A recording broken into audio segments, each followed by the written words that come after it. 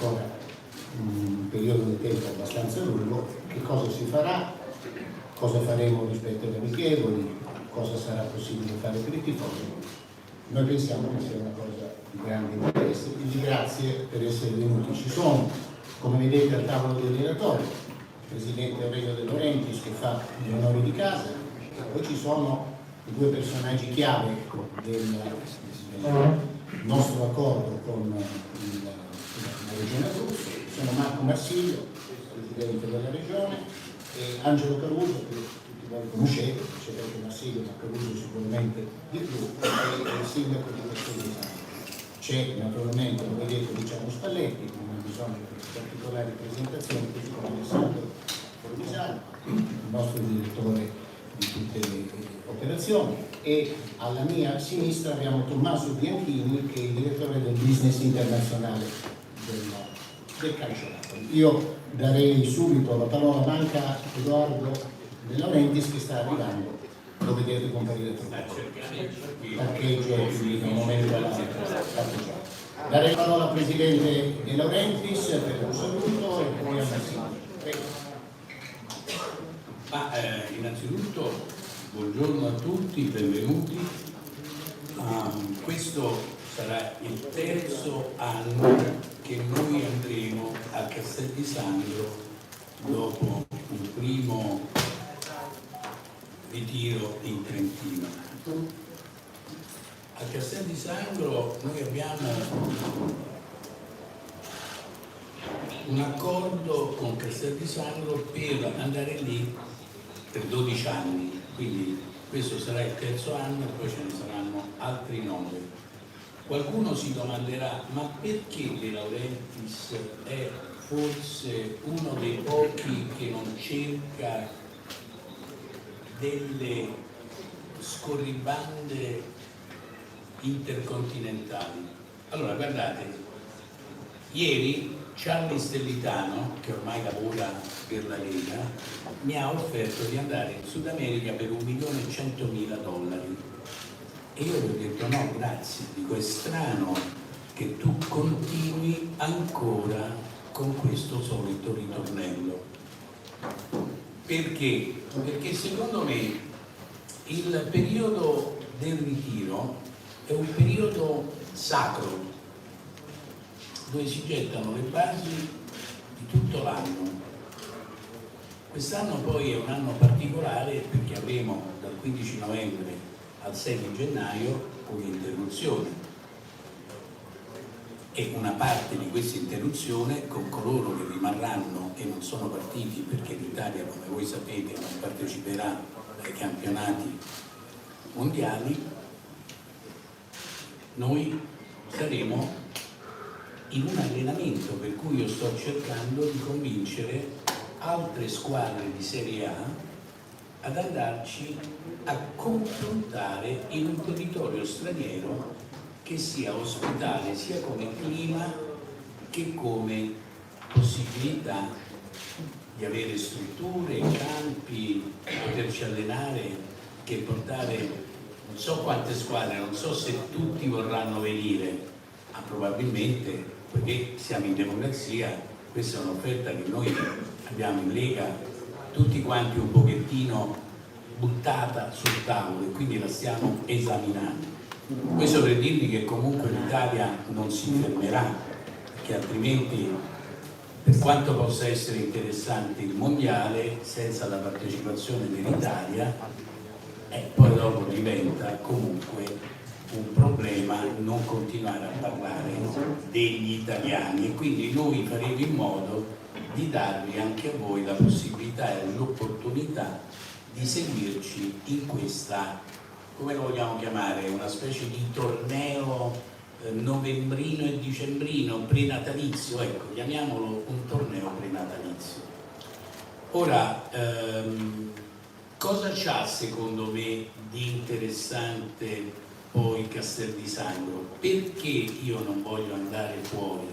Perché non voglio distrarre né i miei operatori né me stesso da un mercato che in uscita e in entrata è sempre in fieri, né voglio creare dei problemi all'allenatore di dover fare dei voli transoceanici, adattamento di fusi orari, ritorni, e diventa veramente così deprecabile. Sì, forse qualcuno incasserà pure qualche euro in più, ma se uno deve scommettere su una preparazione psicofisica corretta, anche con gente nuova che entra a far parte di una società, di un allenatore, di un corpo allenante nuovo, e bisogna lavorarci senza avere dei ritardi, degli stop and go.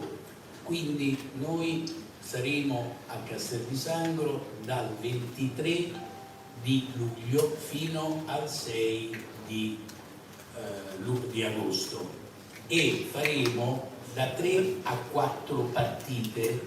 Queste 3 o 4 partite saranno fatte con Tommaso Bianchini sta interpellando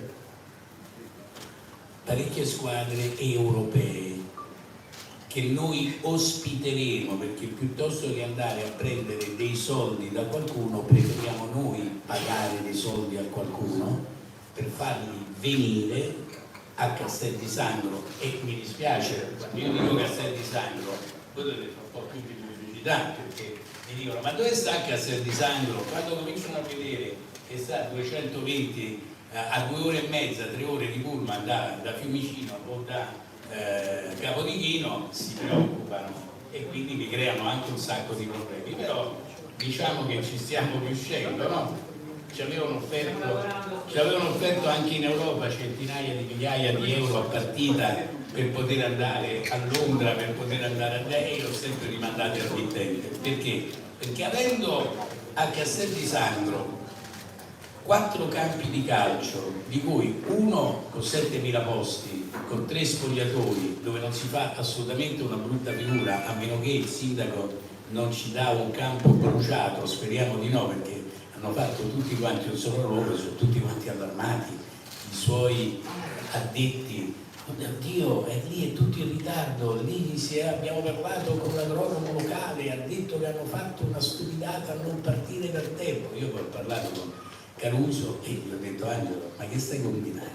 E lui mi ha detto: ma no, stai tranquillo, ci avrai un campo perfetto. Questo lo vedremo, speriamo, perché altrimenti l'anno prossimo manderemo noi. Ma giustamente loro dicono: ma se in montagna, e ve lo spiegava anche il presidente, fino a qualche settimana fa c'era una temperatura e anche la neve, cioè che lavori dovevamo fare? Forse questi lavori sarebbero andati non a buon fine. Comunque adesso io passerei la parola a chi la passiamo? Al presidente Marsilio e poi a Caruso. Bene. Grazie a tutti, grazie dell'ospitalità, grazie di aver scelto l'Abruzzo come sede del ritiro del Napoli Calcio. Come ha detto il presidente Aurelio De Laurentiis, questa è la terza edizione di questo ritiro di 12, confermiamo anche noi pienamente la nostra volontà, il nostro piacere, la nostra soddisfazione per la partnership con il Napoli Calcio, e speriamo che sia davvero l'anno buono per vedere decine di migliaia di tifosi napoletani, perché le prime 2 edizioni sono state molto condizionate, la prima in particolare, ma per certi versi anche la seconda, dall'emergenza Covid, dalle misure restrittive, da un clima generale che certo non permetteva, come dire, di dispiegare tutte le potenzialità di attrazione, di spettacolo, di contorno, che non è un ritiro calcistico, non è soltanto l'allenamento, non è soltanto le partite amichevoli, è anche, come dire, un corredo di festeggiamenti, di festa di popolo, di partecipazione dei tifosi, delle famiglie a questo evento sportivo, che per noi è una grande occasione di promozione del territorio. Ha fatto bene Aurelio a lanciare quella frecciatina: ci fate sapere dov'è Castel di Sangro. Ecco, è esattamente il compito. No, ma hai ragione. Mi trovo a combattere tutte le volte. Hai ragione, perché tu stesso ricorderai che 3 anni fa, quando siamo andati a vedere per la prima volta il campo di Castel di Sangro, sei rimasto a bocca aperta, perché mai avresti pensato che non No, poi c'è un'altra precisazione da fare. Tutti quanti dite che è Gravina che mi ha portato là.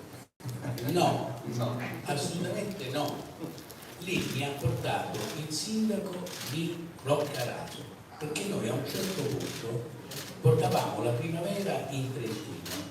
Poi ho fatto un accordo col sindaco di Roccaraso che è andato avanti per 3-4 anni e a un certo punto l'ho chiamato e ho detto: senti, il Trentino mi ha chiuso le porte per il Covid, ma possiamo... Vabbè, ma noi non abbiamo le disponibilità, tu dovresti andare a sentire il presidente dell'Abruzzo e a Castel di Sangro devi vedere, c'è una struttura incredibile. Io mi sono messo in macchina, sono andato a vedere a Castel di Sangro e wow, ho scoperto una roba incredibile che era stata fatta negli anni passati.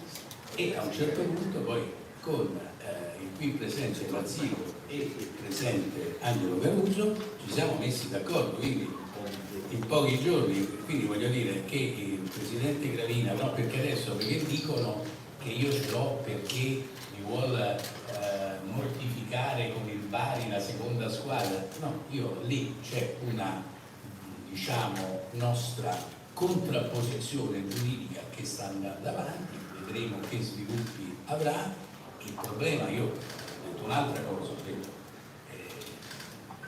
la federazione o le federazioni non hanno quella capacità che le leghe hanno di innovare, di pensare a un calcio nuovo. Perché? Perché quando uno veste una presidenza, molto spesso invece che presiedere e ascoltare tutte le componenti, vuole comandare e volendo comandare commette degli errori. Qual è stato l'errore che io gli ho rimproverato? Quello che in 3 anni e mezzo non abbiamo fatto nulla sulla legge 91, cioè non è che lui si è battuto contro il governo dicendo bisogna cambiare la legge 91, bisogna... la legge Melandri non funziona. No, io non ho mai sentito fare questi j'accuse o fare delle proposte. Io ho sentito soltanto parlare di playoff e playout. Non gli è venuto nemmeno in mente di dire ma forse nell'86 eravamo 16, oggi come oggi con la crisi economica che c'è forse è bene che si ritorni a 16. Quindi vedete, chi purtroppo presiede certe organizzazioni nazionali o internazionali ha bisogno di voti per poter continuare a essere vivo e vivace in quel ruolo. E quindi non prende mai delle posizioni che possono essere scomode per qualcuno. È chiaro il ragionamento? E qui ho aperto una parentesi giusto per dare delle spiegazioni, perché io leggevo su tutti i giornali il presidente Gravina ha portato lui perché lui lì, sì, lui lì aveva il Castel di Sangro con il quale è salito dal nulla fino in Serie B e poi è ritornato e retrocesso non so dove, capito? Quindi voglio dire, anche la sua esperienza calcistica è un'esperienza che io rispetto, ma che non è contemporanea e diciamo capisce che cosa può essere una squadra di Serie A del sud, del centro Italia, del nord, no, non lo può sapere perché non ce ne ha. E quindi è questo che molto spesso io dico, tu presiedi, però fai comandare agli altri che questi problemi forse li affrontano quotidianamente e li conoscono. Ridiamo la parola al Presidente Marsiglio che conclude il suo intervento. Il sindaco Marsiglio, No, Presidente della Regione.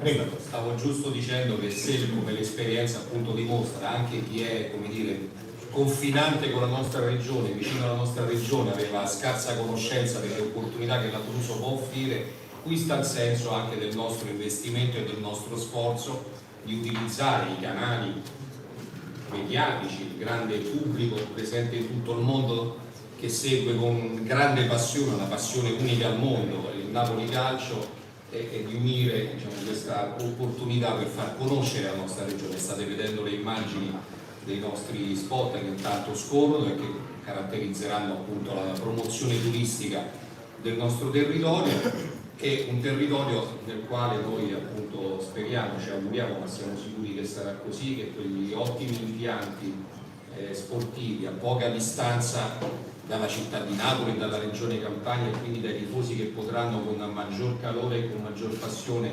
seguire già la fase precampionato, già la fase degli allenamenti, possa mettere tutta la squadra, il mister Spalletti, nella condizione di poterla preparare al meglio, e noi vi aspettiamo alla fine di questa stagione vittoriosi di tanti trofei. Bene, Angelo Caruso, prego Angelo.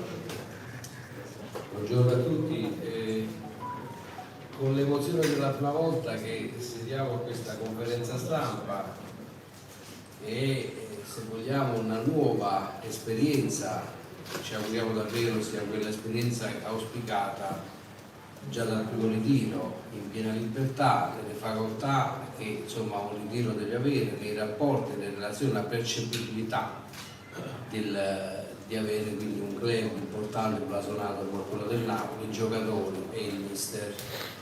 È quello che si aspettano i tifosi, è quello che si aspetta chiunque, fa anche lo sforzo di prenotare un periodo importante dal punto di vista turistico nelle nostre località. Circa un po' talvolta quello che ci viene così anche contestato di non essere presenti nel panorama delle località turistiche, io credo che sia un po' un concetto che vada esplorato un po' meglio. Io credo, e l'ho detto dalla prima volta, il ritiro del Napoli ha infranto un limite che era il limite territoriale. Noi abbiamo, credo, per questa esperienza sancito e chiarito e se vogliamo stabilito che i ritiri si possono fare non solo sulle Alpi ma anche sull'Appennino e soprattutto in Abruzzo. Questo è il grande merito che riconosco al Presidente Laurenti e al Presidente Marco Marsilio, benché sia stata una scelta a tratti un po' criticata da quella politica che insomma talvolta si affida alla pancia del momento, perché queste scelte difficili e strategiche sono avvenute in un periodo di criticità sanitaria e finanziaria. E lì la qualità della politica, la qualità della classe dirigente che guarda al futuro e proietta sicuramente una comunità come quella della Regione Abruzzo verso un futuro importante. A me è capitato anche di essere incalzato su questo punto e risposi in maniera molto semplice come mai altre regioni non avevano declinato il rapporto con club importanti come anche il Napoli. Quindi io credo che tutto sommato con questa esperienza, che andrà ovviamente in periodi abbastanza lunghi fino a che insomma, ci saranno ovviamente le condizioni, consoliderà e aprirà anche nuove porte a tante altre amministrazioni, a tanti altri comuni che potranno, memori di questa esperienza, candidarsi per ospitare ritiri di squadre di calcio importanti. Per quello che ci riguarda l'impiantistica sarà di livello A come sempre. Il nostro stadio ogni anno va in mondovisione, quindi insomma 2 partite l'anno di eventi internazionali ha la fortuna di ospitarli e quest'anno ospiterà, come accennava il Presidente Laurenti, amichevoli di livello, che era quello che ci auspicavamo tutti, si auspicavano soprattutto i tifosi, quindi di essere partecipi di momenti straordinari. Si comincia un po' a vedere quell'agonismo e quel livello tecnico che sicuramente a tutti fa piacere di assistere.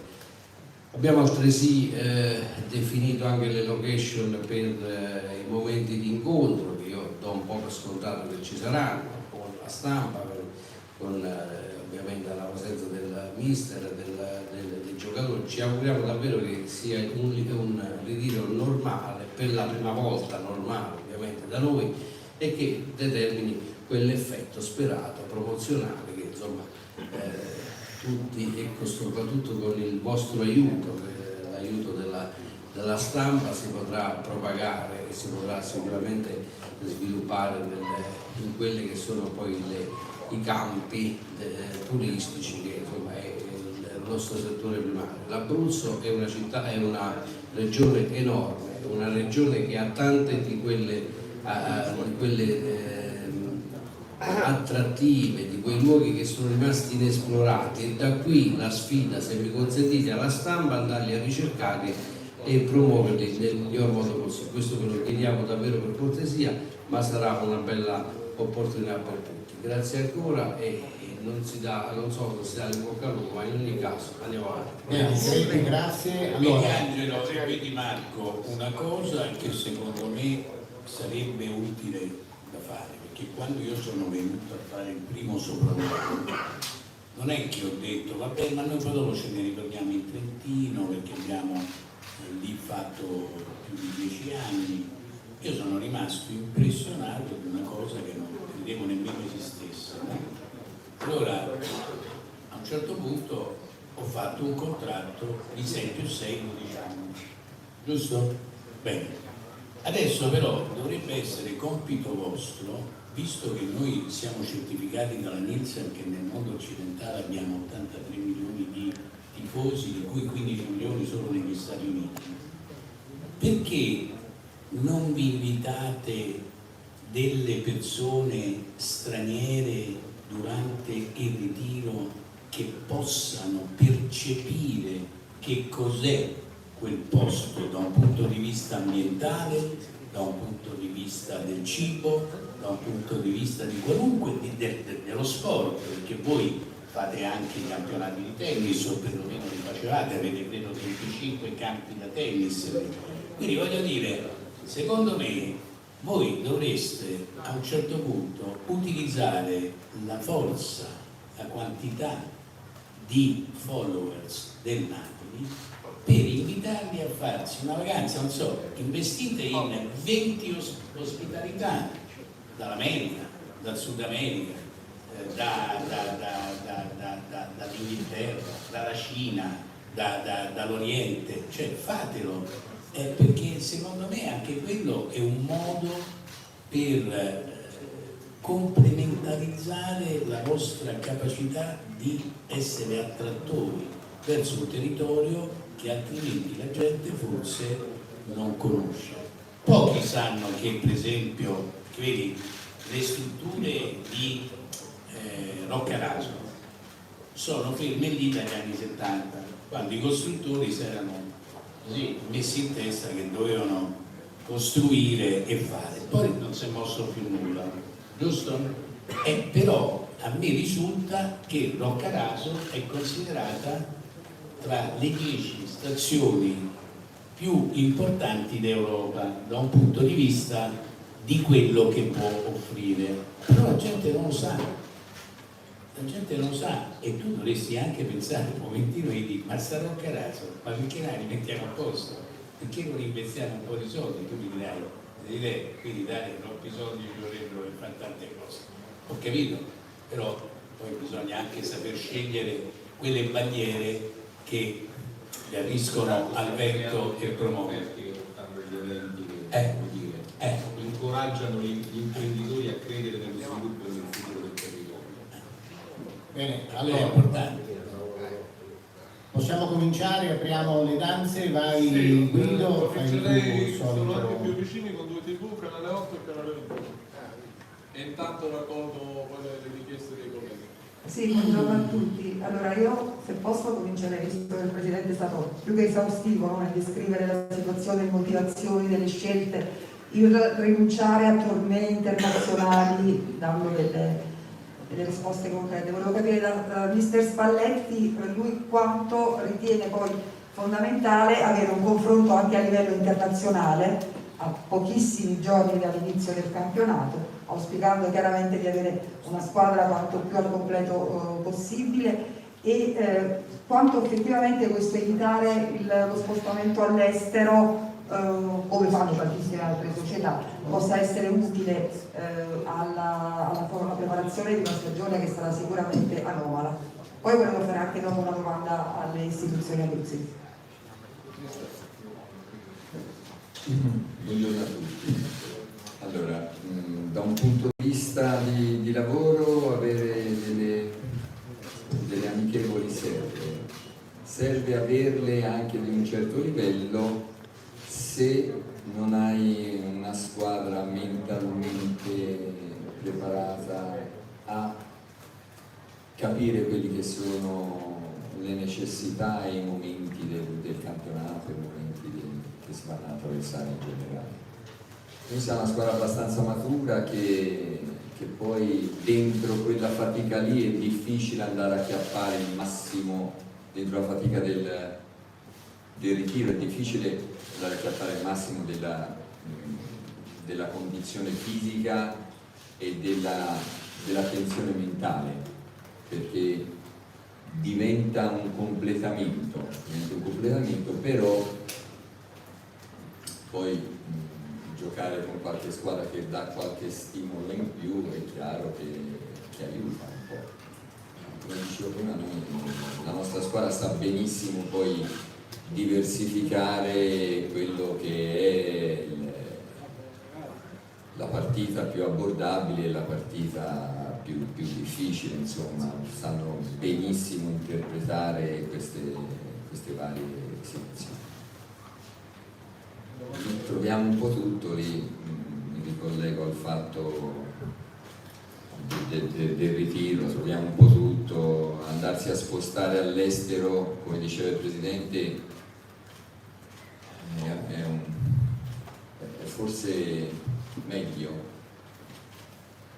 non so per che cosa, per abituarsi ad andare a giocare le partite anche in campo internazionale, però ha un costo sotto l'aspetto della fatica.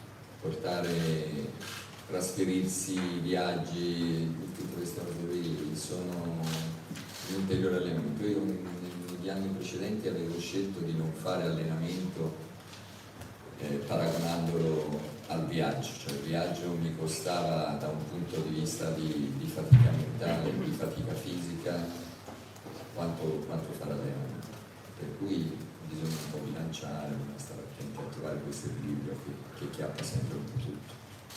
E ovviamente si aspetta anche di avere una squadra praticamente fatta, no? In questo periodo, cosa che attrarrebbe moltissimo anche i tifosi. Sì, ma anche in questo è un po' cambiato il calcio, è chiaro che poi bisogna essere pronti a navigare un po' a vista, come si dice sempre, lo fanno un po' tutti ora, perché non è che si possa, come si faceva una volta, mettere a posto la rosa. Sono vari momenti, in quei vari momenti poi per forza si inserisce il mercato, per forza devi essere pronto a fare dei cambiamenti. Bisogna, così si va subito a toccare il tasto, mantenere, ottenere equilibri di sostenibilità, perché quello è importante. Abbiamo già un po' cominciato a farlo l'anno scorso con il Presidente, che sono arrivati, bisogna continuare, e mantenendo poi naturalmente una squadra competitiva con calciatori forti, è lì che oltre che il campo buono, calciatori forti, perché se no la palla anche quel campo buono non viaggia alla velocità giusta. Sindaco, l'avete detto, chiaramente ci sono stati 2 anni di grandi difficoltà per le limitazioni, ora è finito tutto, a livello istituzionale non c'è più nessun tipo di regola prestabilita, quindi vi aspettate un'importante interazione tra la squadra e i tifosi per poter offrire veramente quello che il Napoli ha poi dato negli anni precedenti, pre-Covid, a tutti quelli che non raggiungevano il Trentino, perché probabilmente questo farà la differenza, cioè bisogna spiegare alla gente che non sarà più come in passato, ma che ci sarà veramente un rapporto stretto come è successo da altre parti prima, giusto? Sì, senz'altro. Io direi che per quanto riguarda l'aspetto poi mediatico, i ritiri precedenti non hanno in fondo sofferto un granché, diciamo l'effetto sperato, promozionale eccetera c'è stato, è mancato quel rapporto proprio classico, tradizionale tra giocatori e allenatori, pieno della capacità piena dello stadio, quelle relazioni, insomma quei rapporti che sono proprio auspicati, che di per sé nel momento in cui c'erano le limitazioni ovviamente sono state limitate, ma nonostante questo però i numeri li abbiamo avuti lo stesso. Ovviamente diamo un po' scontato che sarà anche la prima prova vera, anche ritenuta del sistema anche organizzativo, perché poi se immaginiamo flussi importanti, anche lì l'organizzazione va rivista in una direzione diversa rispetto ai 2000 posti che insomma si consentivano di accesso allo stadio. Grazie. Canale 21. Ma poi scusatemi, c'è anche un'altra cosa da sottolineare, cioè noi siamo l'unica squadra italiana che sta, credo, da 13 anni in Europa. Allora, i nostri giocatori sanno perfettamente che cosa accade quando si va fuori a giocare. Quest'anno poi abbiamo un vantaggio in più nello svantaggio, perché il fatto di dover interrompere i campionati è una grande cavolata fatta dai signori all'epoca di Blatter e compagnia bella, ma non mi voglio intrattenere su questo, ma poi scriviamo un film giallo. Ma però per noi sarà un vantaggio, perché anche lì noi potremo prepararci ad un mercato che comunque a gennaio, mai come quest'anno nel mercato di gennaio, sarà il termometro giusto per misurare la febbre che uno avrebbe potuto o avrà potuto verificare nei primi momenti della stagione, se ha fatto qualche errore o se c'è qualcosa che non funziona. Voi sapete che io sono sempre contrario ai mercati riparatori, no?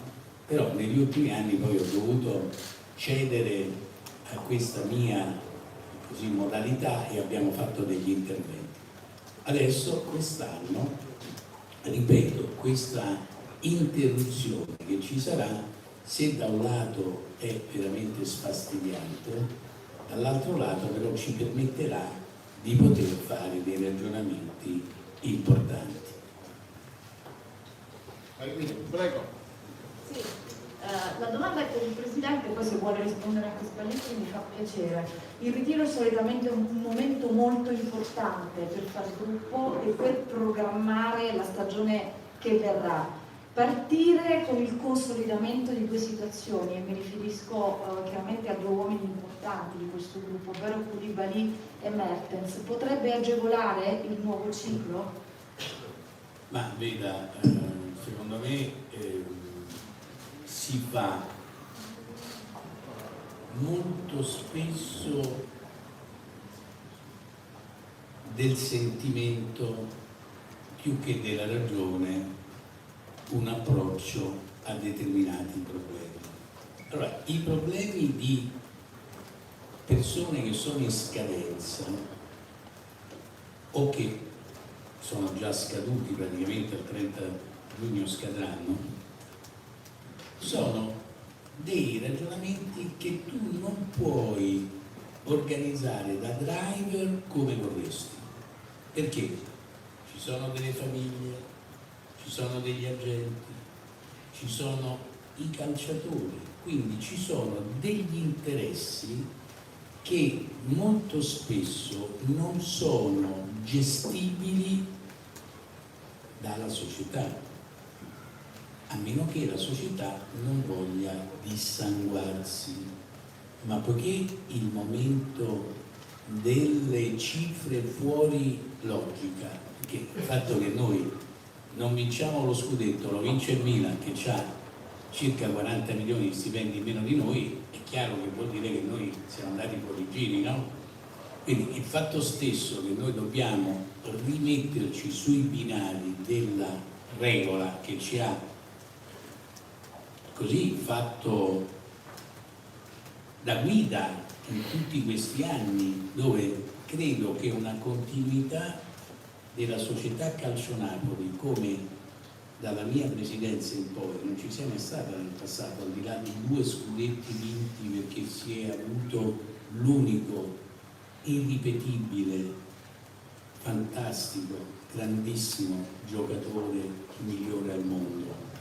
Quindi, perché se no uno dovrebbe dire: ma perché voi dal 1900 26 fino al primo scudetto, quanti anni sono passati? Non avete vinto nulla? In 60 anni.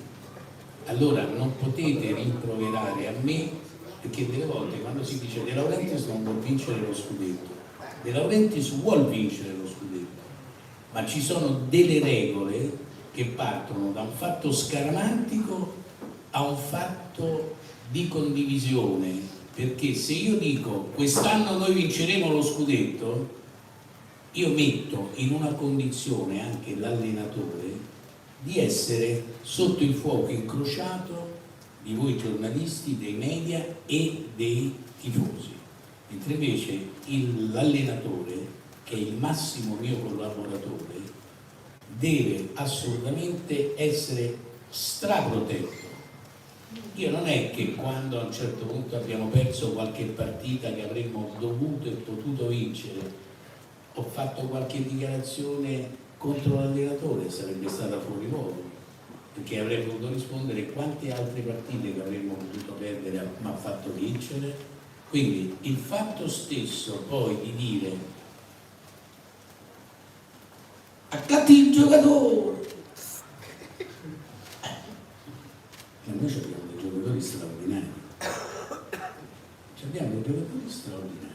però molto spesso, per ritornare alla sua indicazione, ci sono certi giocatori che diventano anche condizionanti per lo spogliatoio se non giocano. Chiaro? Allora uno dice, ma io perché devo avere 23 giocatori?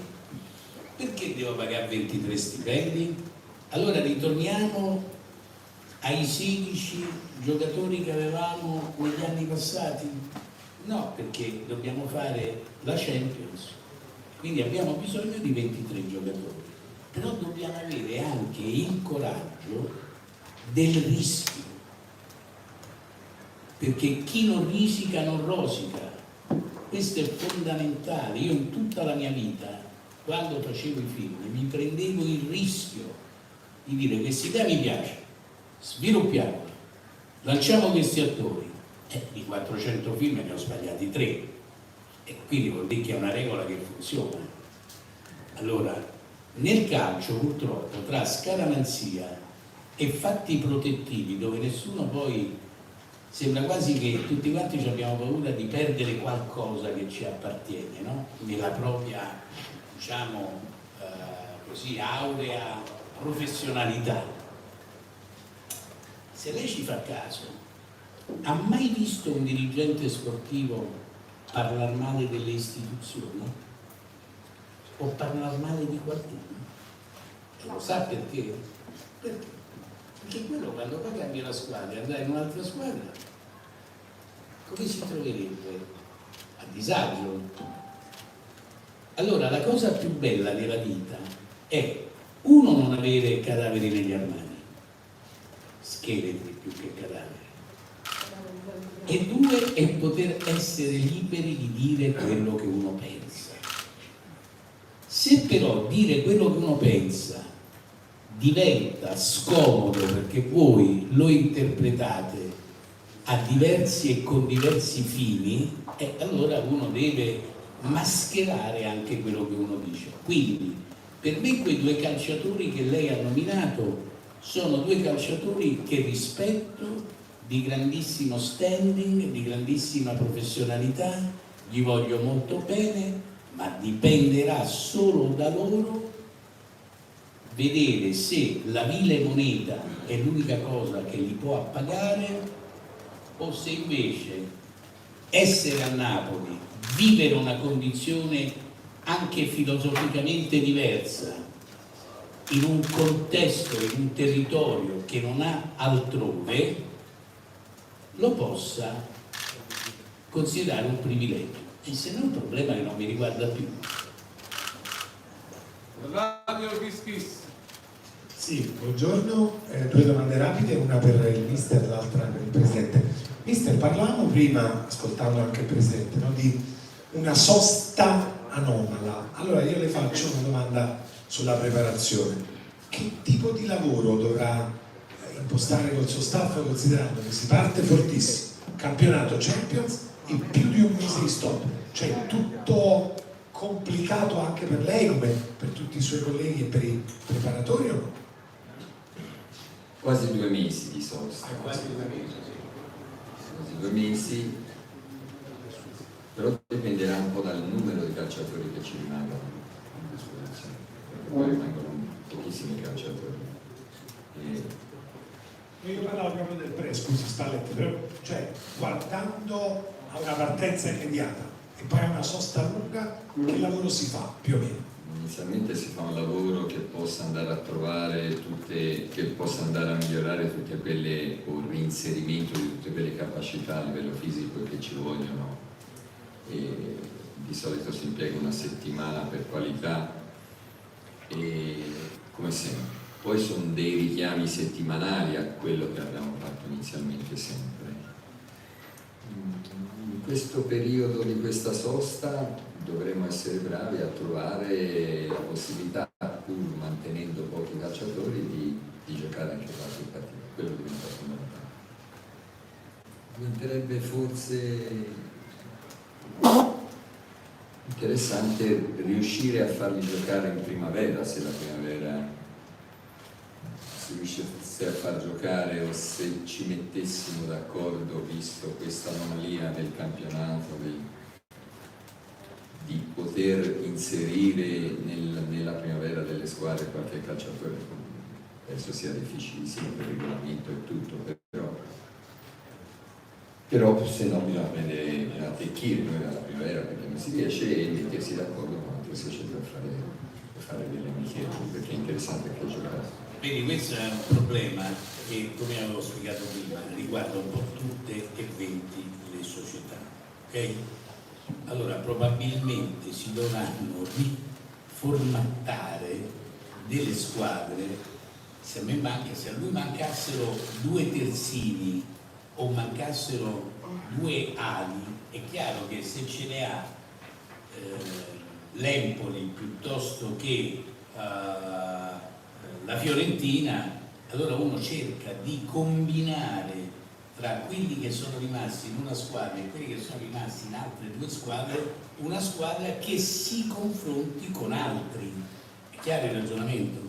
Tant'è che noi dovremo avere probabilmente degli sparring partner, prendendoli dalla Serie B, dalla Serie C. Chiaro il ragionamento?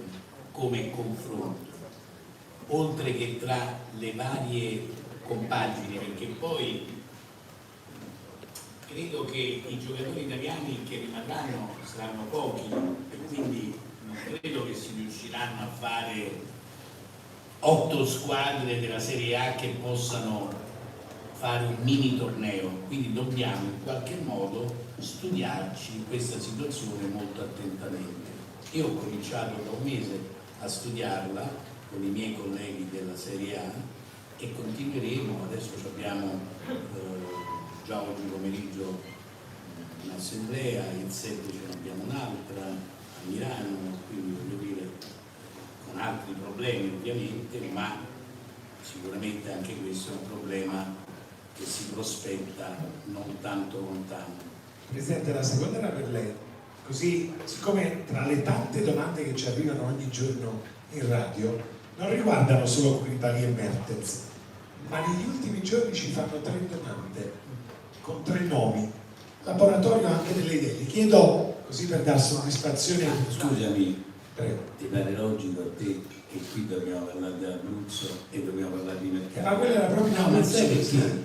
perché io sono stato molto silenzioso durante il campionato, quindi vi devo dare adesso, se lo desidererete, la possibilità, prima che parta il ritiro e prima che io vada a Los Angeles, almeno 2 incontri dove potrete fare tutte le domande che vorrete. Beh, Presidente, ma era solo per sapere se a Castel di Sangro c'è possibilità di vedere, le faccio 3 nomi, lei mi dice se qualcuno potrebbe esserci. Ma tu lo sai, io ti ho dato prima la risposta che tu mi faccio la domanda. Io ho detto, sono tutti cedibili. No, che vuol no, dire? no, no, entrata, Presidente. Sono tre entrata. svincolati, Bernardeschi, Cavani, Vesino. Uno dei tre ce lo porta a Castel di Sangro o no? Ce lo chiedono i tifosi. Io ho trattato personalmente Bernardeschi, non ho nessuna remora a dirvelo, ma sono già 3 settimane che ho parlato con il suo agente a Monte Carlo, ho detto che fa Bernardeschi, però poi ho parlato anche con il mister, perché non è che bisogna prendere delle persone che poi non possano essere assimilabili in un contesto di gioco che il mister è l'unico che deve decidere come impostare e come fare. Quindi poi alla fine, se vogliamo fare del fantacalcio, va bene chiunque. Se poi vogliamo stare sul campo vero, non tutti andrebbero bene. Con questo io non mi permetterei mai di dire che Bernardeschi non vada bene, ma non lo direbbe nemmeno il mister, solo che vediamo un attimo come si concretizzano le cose. E gli altri due nomi? Vesino e Cavani? Vesino e Cavani.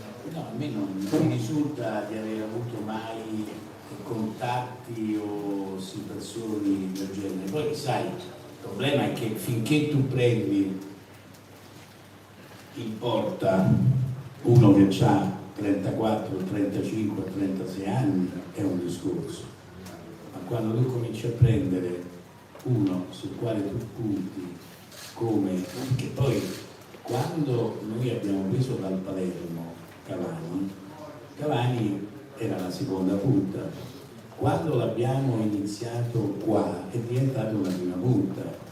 Adesso bisogna riuscire a capire, perché altrimenti tu vai a sfruguriare un pasticciotto che può dar fastidio a parecchi, no? Allora, tu ti devi sempre mettere in testa che se la gente poi non gioca, perché ne deve giocare qualcun altro, poi ti crea, anche se è una persona dolce, carina, simpatica, ama il territorio, ma ti crea sempre dei problemi all'allenatore o nello spogliatoio, no? Quindi tu devi anche essere molto attento nelle scelte, perché oggi come oggi basta una mosca che si trasforma in moscone, in mosca zezé, e poi succedono i calabrati. Grazie, Presidente. Cronache di Napoli. Buongiorno. Sente? Buongiorno. Domanda per mister Spalletti, ma mi farebbe piacere che rispondere fosse anche il Presidente. Il tecnico ha parlato di calciatori forti, mi proietto sempre a quello che vedremo a Castel di Sangro. Calciatori forti, il Presidente ha parlato di giovani da lanciare, non ha usato la locuzione giovani, ma ha fatto un paragone col cinema. Io non ho parlato di infatti, da lanciare, questa è una vostra impressione. Io ho detto giocatori giovani. Possono essere dei giocatori, io ho visto dei giocatori in Europa 18enni, magari ad averceli, se uno avesse la possibilità nella tasca per pagarli. Allora, giocatori giovani.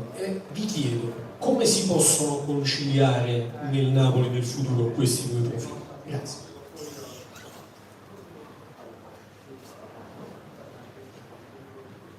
Perché Di Lorenzo quando è arrivato non era vecchio, no? E Di Lorenzo è sempre stato Di Lorenzo. Non è che adesso scopriamo Di Lorenzo. Non ho nominato Di Lorenzo. A voi Baldari impone una sola domanda, noi dietro le quinte dice voi dovete dare una sola risposta, potete dare due risposte sulla stessa. Quindi lo faremo. Diario A. Presidente, buongiorno. Per quanto riguarda il ritiro volevo sapere in che momento ci sarà la presentazione delle nuove maglie, e se faccio un commento oggi di questa esperienza dell'autoproduzione, se ci saranno novità. Visto che abbiamo fatto tanti nomi, in Spagna interessa tanto la situazione di Ospina e Fabiani, se può farci un punto su entrambi, la ringrazio. Allora, le maglie mia figlia mi ha mandato da Istanbul, dalla fabbrica, già delle prove pensate per farmi scegliere 4 ipotesi di Halloween. quindi con le maglie siamo un pezzo avanti. Che chiaramente è inutile che le presentiamo adesso, le presenteremo a Castel di Sangro, dal primo ritiro o antecedentemente al ritiro stesso. Adesso questo è tutto da verificare con Alessandro Formisano e Tommaso Bianchini. Però la mia collaborazione con Armani continua e quindi sono estremamente contento. Poi ho visto che addirittura Adidas ha fatto un accordo per 10 pezzi unici con Balenciaga. Sapete quanto costavano? Ho visto sul web 1.800 euro, 800 euro, 600 euro, 500 euro, 1.200 euro. Ecco. Allora diciamo che il mondo dello sport sta diventando sempre più fashion. Questa è stata una mia, perché io poi ogni volta, sì è vero, ci davano i soldi, ma io ogni volta dicevo, ma che schifo, però mio figlio non mi dava retta, vabbè, non mi stancate con ma dico, ma poi perché dobbiamo decidere 18 mesi prima? Ah, ma è così con queste ditte è così. Bah. Poi io quando andavo a parlare, non so, in giro per l'Europa e non faccio nomi, con i capoccioni di grandi marchi di sport, di abbigliamento sportivo, rimanevo very disappointed, perché io dicevo, ma io a questo non gli vorrei far manco il segretario a casa mia, non so, boh. E poi mi facevano visitare delle cose che io questa roba non la metterei mai in vita mia.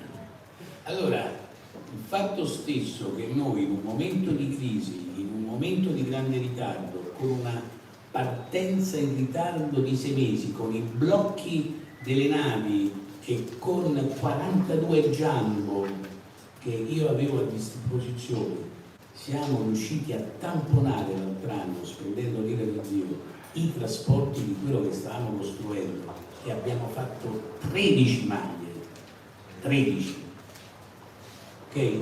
Però poi parliamoci chiaro, uno fa 13 maglie, ma la verità è anche un'altra, uno dovrebbe giocare almeno il 60 se non il 70% delle partite con la maglia azzurra, che quello è il nostro emblema, quello è il nostro simbolo.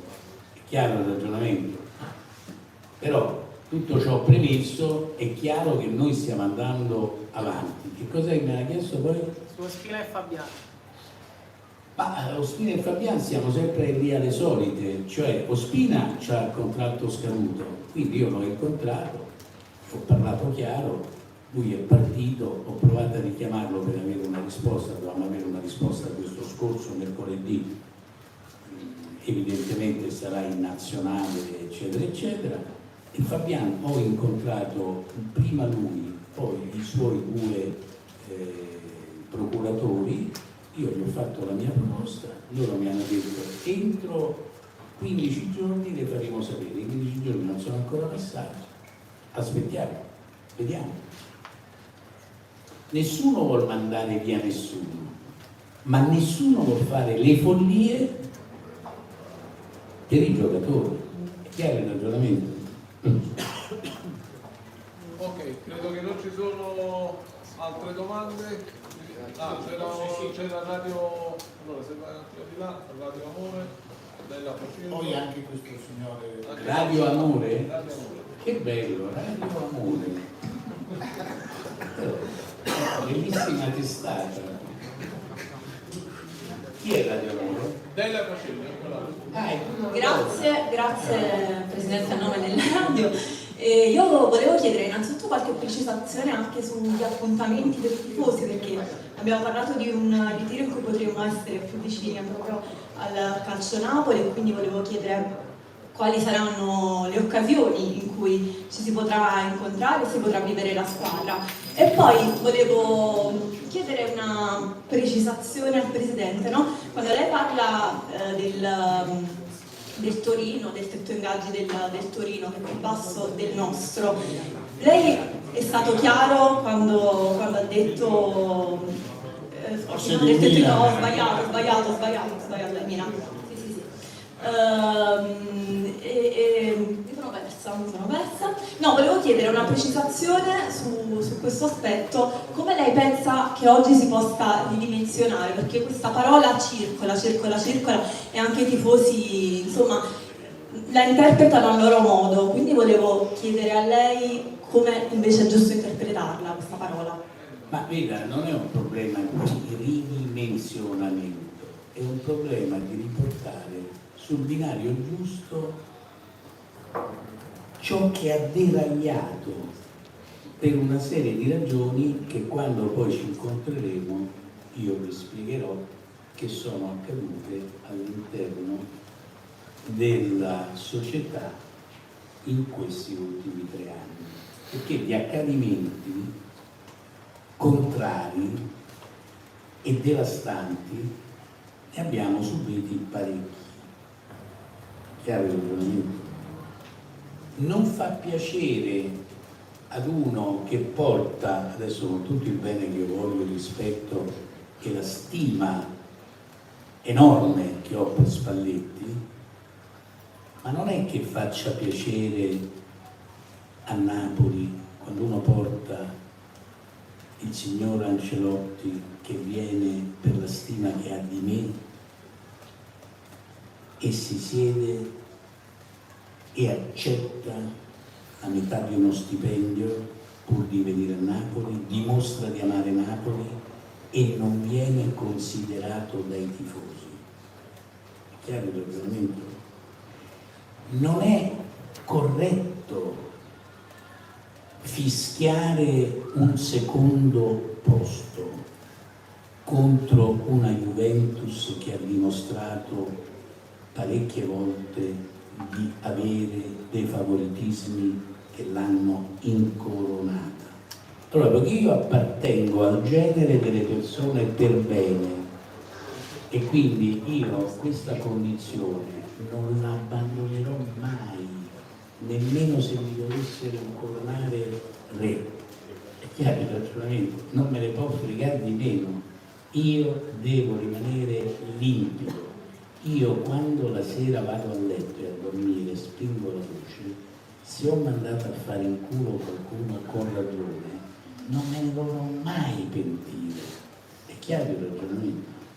Questa è una condizione dello spirito, secondo me, importantissima, che non ha nessun tipo di paragone di ricchezza, perché tanto più di 3 volte al giorno non possiamo mangiare e poi potrei andare avanti ma non la voglio fastidiare. No. Diamo la parola ad altri. C'era anche Chiariello che voleva fare una domanda. Sì. Che vuol dire appuntamenti? No, gli appuntamenti per i tifosi a Castel di Sangro. Se ci sono iniziative per i tifosi. Incontri ma i tifosi, ragazzi, se non vogliono venire a Castel di Sangro, visto che siamo a 1 ora di macchina, 1 ora e un quarto, ma non ho capito, ma dove li devo fare? No, lei intendeva se ci sono iniziative per i tifosi o qualcosa sotto questo profilo. Ma sicuramente ci saranno. Che vuol dire?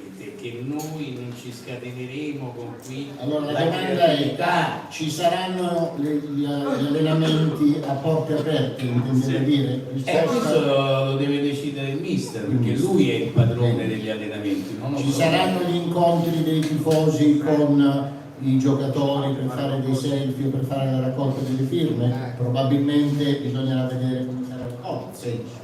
Ma certo, nel rispetto delle misure anti-Covid faremo tutto quello che si è sempre fatto. Io poi pregherò anche il mister per quanto riguarderà dopo l'inizio del campionato, in tutte le settimane dove non si giocherà più di una partita, ma una sola partita, credo che sarà opportuno verificare un allenamento a settimana al San Paolo a porte aperte per i tifosi, sempre che i tifosi si comportino in maniera corretta e adeguata, perché vedete, io adesso farò tutti i ricorsi possibili e inimmaginabili, perché ci sono rimasto veramente male, perché poi le verità che mi hanno raccontato sulla Spezia sono diverse da quelle che sono state riportate. Però il fatto stesso che la FIGC si permetta di dire tu mi devi pagare, senza neanche aver fatto un'indagine, 30.000 euro e soprattutto io ti nego la possibilità di aprire la curva A nella prima partita di campionato, poi secondo voi è corretta questa posizione o è scorretta? Poi dicono che ce l'ho con Gravina. No, io non è che ce l'ho con Gravina, io ce l'ho con una federazione che non sa fare il proprio lavoro. Tutto qua, molto semplice. Altre domande? Allora, prima Calcianapoli 24. Sì, salve, buon pomeriggio. Una per Spalletti e poi se è possibile disturbare il dottor Bianchini per una curiosità. Per Spalletti volevo chiedere, abbiamo fatto dei nomi pesanti di cui De Laurentiis ha parlato. Nomi pesanti. Nomi che state valutando se rinnovare o meno, insomma, è inutile ripeterli, erano 4. Lei ha parlato di una rosa competitiva che desidererebbe avere in questa stagione. Va in vacanza più preoccupato o sereno dopo aver parlato con la società? Insomma, fra quelli che potrebbero essere gli AD e quelli che potrebbero essere i sostituti, lei è comunque tranquillo che la rosa sarà competitiva? Allora, noi siamo in contatto tutti i giorni con il direttore che manca qui e che è quello che porta avanti il tipo di lavoro, insomma, perché è il suo momento questo, il mercato, e valutiamo di volta a volta in base a quello che succede. In questo momento qui vado in vacanza tranquilla, poi c'è da vedere quello che succederà e se ne parlerà di volta a volta che accade, una volta che viene fuori la richiesta del calciatore e la possibilità di vederlo con un'altra maglia. Mentre sono d'accordo, diceva prima il Presidente, sul fatto di fare degli allenamenti a porta aperta, perché il contatto con la passione pura come hanno i napoletani verso la propria squadra dà sicuramente. Beh, su quello sono d'accordo. e poi naturalmente è così, rilavorando tutti insieme in maniera profonda, d'accordo che si va a ricreare o a reinventare la possibilità di avere un calciatore importante come è stato Maradona. Maradona bisogna reinventarlo tutti insieme, sono importanti tutte le componenti per fare una squadra forte. Grazie. Veda Canale 24. No, Calcio Napoli 24. Calcio Napoli 24. Sì. Giusto, Calcio Napoli 24. Esatto. Mi leggo. E Sul mio cellulare. poi avevo... No, devo dire che 22 maggio finisce il campionato, 27 maggio venerdì, 5 giorni dopo, noi avevamo chiuso sì. il sostituto di Insigne, il sostituto, non un sostituto, un sostituto di Gulam, perché in fondo è un sostituto di Gulam, abbiamo riscattato Al-Missà e prolungato Juan Jesus, quindi abbiamo fatto 4 calciatori, ma voi di questo non parlate. Ne parliamo. In 5 giorni, che cosa vuol dire? Che stiamo dormendo? Ma se io vi dico, come diceva il buon Ancelotti, qui non pettiniamo le bambole, poi dopo ci porta sfortuna e quindi è meglio che non diciamo nulla. Sì, avevo una curiosità, la ringrazio innanzitutto. Da pochi giorni è stato pubblicato il report di Football Benchmark. Diciamo, ho 2 considerazioni, la mia domanda. La prima è che il Napoli è riuscito a restare in una situazione stazionaria nonostante le enormi perdite degli altri club in questi 2 anni. Sì, diciamo però il valore è rimasto invariato. Ok, però diciamo in quel report delle top 32 squadre il Napoli ha lavorato bene, è riuscito ad avere una situazione simile. E l'altra cosa che mi sembra evidente è che quasi il 50% di quei top 32 club appartiene alla Premier League. Su cosa si può lavorare, su cosa state lavorando per cercare di aumentare quelle che sono le entrate, generalmente le chiamo entrate senza andare nel dettaglio, però su quali settori si può lavorare, visto che c'è un enorme gap per quanto riguarda i diritti TV, con la Premier League innanzitutto, e quali sono insomma quei settori in crescita che avete evidenziato e che può, diciamo, agevolare società come il Napoli ad avvicinarsi a quelle top squadre che abbiamo dinanzi, che non sono neanche tantissime. Buongiorno a tutti innanzitutto. Penso sia importante sottolineare appunto che il Napoli in questi anni ha fatto un percorso importante dal punto di vista marketing e commerciale, sia sul campo domestico, in cui il premio Fernando Cesta lo usiamo per tanti anni sono qui, e anche dal punto di vista internazionale, quindi con Serena Sarolione e il suo team. E questo penso che sia un punto di partenza importantissimo per me, che sono qui da 6 mesi e quindi già un gruppo di lavoro molto importante e performante. Sul futuro assolutamente una sfida internazionale, sicuramente è l'area in cui i margini per una crescita strutturale sono molto ampie, in particolar modo noi stiamo studiando adesso un piano strategico che si svilupperà nel triennio prossimo e che andrà poi a lavorare su quei mercati che riterremo opportuni, in particolar modo sul mondo dell'innovazione, sul digitale, quindi poi avremo anche delle novità nei prossimi mesi. Sicuramente è fondamentale fare leva su Napoli e sulla forza che un brand ha in tutto il mondo. Io sono rimasto quasi scioccato in questi mesi dagli incontri fatti con grandi player internazionali con cui stiamo andando a costruire e sviluppare appunto attività in futuro che partiranno dal 1° luglio, e c'è un'attenzione su questo popolo e su questo brand che è veramente immensa. Il nostro obiettivo è quello di fare leverage su questa passione e di renderla poi uno strumento di business per i club e per i presidenti. Grazie. Chiariello, l'ultima. Allora, spero che non sia in cauda venenum, perché se il Presidente la sera, chiudendo la luce, si sente soddisfatto di aver mandato a quel paese qualcuno, spero di non essere io oggi la vittima sacrificata.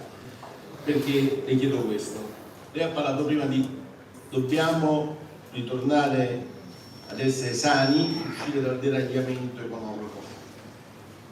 Il Napoli con la rivalutazione del marchio si è patrimonialmente rimessa in piedi, finanziariamente è una società modello, non anticipa neanche le fatture in banca, che per un'impresa del sud è qualcosa di straordinario, però economicamente oggi c'è un rubinetto che perde e va assolutamente aggiustato. Se il Napoli perde troppi soldi ogni anno economicamente perché il monte ingaggi è andato fuori controllo. Ne ha parlato però anche del Milan, che ha vinto lo scudetto con un monte ingaggi molto più basso, il 4º monte ingaggi, e questo potrebbe essere anche un modello però, perché la domanda è questa: l'esigenza dell'autofinanziamento, di lavorare su player trading come filosofia aziendale, quello sano, non le plusvalenze pezzottate che tanti club hanno fatto, è un modo di ragionare che ha portato il Napoli 13 anni in Europa ad essere solido, ad avere tanti risultati positivi come forse mai nella storia, e i tifosi questo lo capiscono poco, perché il tifoso vuole vincere, vuole avere il sogno. Lei vende un prodotto emozionale e come il film deve emozionare chi lo vede, e la gente se pensa che lei non punti alla vittoria come obiettivo, ma stare in alto perché questo consente di assestare i conti, sì, piace a tutti avere i campioni che abbiamo e che per tanti anni non abbiamo avuto, piace a tutti sapere che il Napoli è forte, ma partire dal presupposto che non si possa vincere se non per incidence. Io non ho mai pensato che non voglia vincere, ho sempre pensato per le ragioni così: io faccio la squadra forte, entro in Champions quasi sempre perché ci servono quei soldi, poi se un anno toppa la Juve, l'Inter sbaglia, il Milan sbaglia, noi siamo forti e facciamo bene, e questo era l'anno che poteva capitare, è proprio il caso tipico, vinciamo anche noi. Ma non è l'obiettivo principale, l'obiettivo principale è essere solidi e stare in alto. ma questo non toglie il sogno al suo cliente e poiché vende un prodotto emozionale, come si fa a far digerire un prodotto che non genera il sogno dello scudetto? Allora, guardi, io ho vinto una settantina di biglietti d'oro al cinema, però non mi sono mai posto il problema di battere 500 film che uscivano sul territorio ogni anno. Qualche volta mi è riuscito, qualche altra volta sono arrivato secondo, qualche altra volta sono arrivato terzo. Però nel cinema guida lo spettatore. Nel calcio io mi sono imbattuto in delle regole, dei regolamenti, anche inquinati, e quindi voi è inutile che mi dite che cosa intende per inquinati, dove io ho dovuto fare a cazzotti con un sistema che a me non piace. È chiaro il ragionamento? Beh. Dopodiché io non conduco il gioco sul campo, perché ci sono dei giocatori, c'è un allenatore, c'è un gruppo di persone che lavora per l'allenatore e quindi dopodiché se io metto a punto una Ferrari e i piloti non me la portano a vincere il campionato, cosa dovrebbe dire la Ferrari, che è la macchina più venduta al mondo, più desiderata al mondo, nonostante sono tanti anni che non vince, e ve lo dice un ferrarista da quando avevo 19 anni, quindi il problema secondo me lei lo deve inserire in un contesto più generale, che è un contesto di riforma del calcio. Allora, molto spesso le istituzioni non hanno rispetto per i tifosi, perché i campionati nazionali, che per il tifoso è la prima scelta, vengono messi geopardizzati, si direbbe, per usare un termine inglese, da che cosa? Dal fatto che bisogna far giocare i nazionali, dal fatto che bisogna fregarsene se uno gioca troppo spesso, dal fatto che non ci sono i tempi giusti per preparare le partite, cioè diciamo che ogni volta il circo riparte senza aver fatto un consultivo di che cosa ha funzionato e di che cosa non ha funzionato e quali sono i correttivi per mettere a posto il fatto che non abbia funzionato. Noi abbiamo avuto una classe arbitrale che per tanti anni, e poi è successo quello che è successo con Calciopoli, ha fatto quello che ha fatto. Chiaro il ragionamento?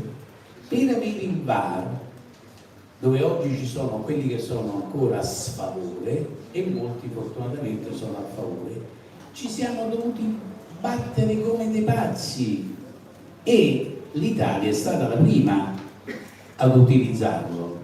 Male, perché comunque la casta va rispettata, per cui non si dà all'allenatore almeno una possibilità di dire scusa, mi chiami il VAR? Ma anche il sistema di gioco secondo me condiziona la spettacolarità e l'eventuale risultato del gioco stesso. Allora, tutti questi condizionamenti che io trovo brutalmente limitanti, cosa fanno? Fanno sì che o imbrogli e allora vinci per un certo numero di anni, o competi e allora puoi anche perdere, perché è giusto, nella vita si perde e si vince o si pareggia, no? Quante partite nella sua vita professionale o familiare lei ha pareggiato, ha vinte o ha perso? Invece abbiamo tutti questo problema, no? Allora il fatto di dire io devo vincere a tutti i costi, io lo posso dire al tifoso, però poi dopo se io non vinco faccio una figuraccia. Allora uno tace, è prudente, però è chiaro che oggi come oggi, che siamo usciti fuori dal Covid, quasi, speriamo, se le cose da un punto, perché vedi, poi c'è la guerra, tu te l'aspettavi che ci fosse la guerra? Nessuno se lo aspettava, no? Allora adesso questa guerra, dove c'è la stagflazione, che non è né inflazione né... Allora che succede? Che dobbiamo fare? Perché quando uno dice investiamo, ma uno deve investire con la sapienza di dire che faccio? Faccio rifallire il Napoli? Ma se il Napoli rifallisse e dovesse ripartire dalla serie eccellenza, i tifosi sarebbero contenti? Cioè io ho una grande responsabilità anche sul piano sociale, perché bene o male il Napoli in tutti questi anni è diventata una bandiera e un vessillo di onestà in tutto il mondo, perché è stata ambasciatrice questa società e il Napoli e i tifosi stessi, che ho sempre ringraziato perché si sono sempre comportati poi all'altezza rispetto ad altri, è stata ambasciatrice di un Napoli che sul Der Spiegel metteva un piatto di spaghetti con una pistola sopra, o ce lo siamo dimenticati? Un Napoli dove si faceva la ricchezza di alcune società e di alcuni scrittori perché facevano comorra. Ragazzi, non ce lo dimentichiamo tutto questo, perché è ben altra cosa fare Mario Puzo il padrino quando già le situazioni in America sulla mafia erano sotto controllo e quando in America se non pagavi le tasse, cosa che era stata istituita apposta per mettere in galera i mafiosi, e noi li mettiamo in galera. Noi siamo il paese più disastrato da un punto di vista della non contaminazione con le forze dell'illegalità. Basta vedere quello che succede negli stati, ragazzi, basta vedere come risponde il Ministero degli Interni. Voi vi siete dimenticati che io mi sono spaccato in 4 per far cambiare il regolamento nel 2014 per il DASPO, perché voi ve le dimenticate le cose. Ragazzi, ma qui negli stati cosa succede? Hanno buttato una lambretta o voi siete dimenticato dagli spalti? Ma questo è il paese, il bel paese, un paese di una civiltà antica, però purtroppo noi ci siamo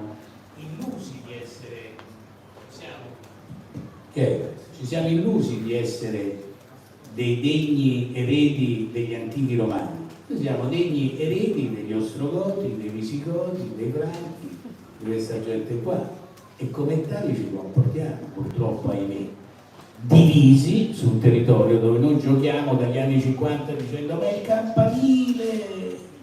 il campanile sera, Silvio Noto. Oh ragazzi, ma di che ci stiamo parlando? Noi avete visto gli americani quando c'è un funerale che cosa fanno? Avete visto Top Gun, che è un film estremamente politico? Lo siete andati a vedere questo ultimo episodio dal titolo Maverick? Andatelo a vedere, poi vedete gli americani come ci tengono alla loro bandiera. Ragazzi. Allora, se non ci sono altre domande, curiosità, aneddoti, non ce ne sono? Che noi abbiamo fatto quello che dovevamo fare, perché questo io lo devo ai miei calciatori, noi abbiamo fatto quello che dovevamo fare, e se ne fallisce una sola di squadre ha ragione lei, ma se falliscono in 4 o 5 come ha detto è segno che c'è un livellamento verso l'alto delle squadre di seconda fascia che hanno tolto punti a tutti, e hanno reso il campionato più difficile. Sì. Lo faccio per dire, abbiamo fatto quello che dovevamo fare anche nella nostra capacità di restare delusi quando c'è svanito il sogno più grande che volevate tutti. Anche lì siamo stati squadra, siamo stati grandi, l'abbiamo riconosciuto e quello ci può dare molto, questo fatto di aver percepito questa delusione. Però si prende la classifica e si guarda bene, perché probabilmente ce la dimentichiamo, perché ci sono squadre che sono arrivate a tanti punti e che il prossimo anno partono alla pari e che ci possono stare davanti. Se non si mette a fuoco questo è il segno che si sbaglia quello che è una valutazione di partenza. È un campionato difficile, quello che si è giocato sarà un campionato difficile, quello che andremo a giocare. Rifare tutti questi punti, tutte queste vittorie contro tutte queste squadre che ci sono e rimettere dietro squadre come quelle che abbiamo messo dietro non sarà facile. Questo è il mio punto di vista. La Fiorentina è dentro le 7 squadre, ora diventano 8 perché la Fiorentina è dentro questo condominio, perché rifà un mercato importante come tutte le altre e noi si tenta di fare un mercato importante e ha una squadra di livello, come ha fatto vedere durante questo campionato.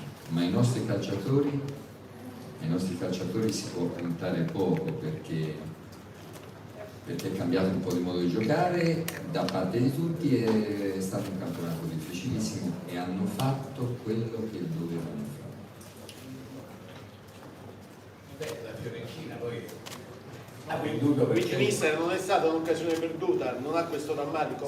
Ve l'ho già detto, siamo stati bravi, abbiamo fatto quello che dovevamo fare anche nella capacità di mantenere questa delusione in quel momento lì, di percepirla, perché probabilmente questa delusione ci ha fatto avere quella reazione delle partite che si è giocato dopo fino da ultimo, perché fino all'ultima partita, nonostante i dubbi che si aveva, la squadra ha fatto quella professionista in tutte le situazioni.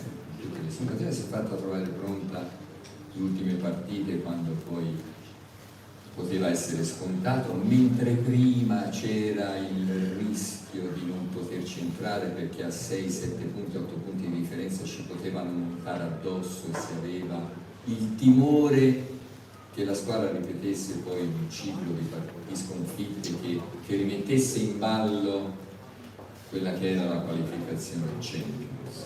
Mettere a 15-16 punti squadre come la Lazio e la Roma, insomma, se lei valuta soltanto l'occasione persa, è una visione parziale la sua. Guardate come hanno festeggiato quelli della Roma. Per cui bisogna un po'... 20.000 abbonamenti nelle prime 2 giornate. Poi anche noi siamo stati delusi per quelle 2 o 3 partite che abbiamo perso e che non siamo riusciti a portare a casa, ma l'Empoli ha tolto punti a tutti. Da ultimo l'ha tolta anche all'Atalanta, che lei ha detto che avrebbe vinto il campionato all'inizio dell'anno e invece poi ha perso anche l'ultima contro l'Empoli, che è quella che viene messa fra le squadre più deboli, mentre non è così, perché dipende da che calcio si fa, dipende dall'allenatore che si ha, e l'Empoli ce l'ha molto bravo, dipende dalla qualità dei calciatori che poi è chiaro che va somministrata questa qualità con tutte quelle caratteristiche, quegli ingredienti che ci vuole un po' di esperienza, ci vuole un po' di brillantezza e di forza verace del ragazzo giovane che vuole emergere, ci vuole un po' di maturità, ci vuole un leader o due o se sono 10 meglio ancora, che sa indicare la strada a quelli che poi si smarriscono durante la lunghezza del campionato nelle situazioni difficili. Poi la Fiorentina ha venduto per 120 milioni, il Napoli non ha venduto nessuno e qualcuno mi dà anche dell'idiota a non aver venduto nessuno, che anche questo è molto divertente. Poi quello che il mister non ha sottolineato è che queste squadre apparentemente minori non giocano in Europa e quindi hanno tutta la settimana per prepararsi molto bene la partita. No, allora andiamo avanti, non c'hanno neanche la Coppa d'Africa e prendono 4 calciatori e non c'hanno neanche il numero più elevato di tutte le altre squadre di Covid dentro la squadra e probabilmente un calciatore come Osimhen non si frattura 2 volte la faccia e probabilmente qualche calciatore che poi siamo riusciti a tirarlo fuori che all'inizio si stava cercando per poterlo dare in prestito per levarlo di qui, è stato un lavoro fatto bene, insomma. Comunque possiamo lanciare un messaggio da qui, da questa conferenza stampa, che faremo di tutto per riportare a Napoli lo scudetto. Però dobbiamo essere tutti uniti, tutti insieme, e se non ce la faremo non ci dovremo mai deprimere perché noi siamo il Napoli. Grazie a tutti e buon pomeriggio.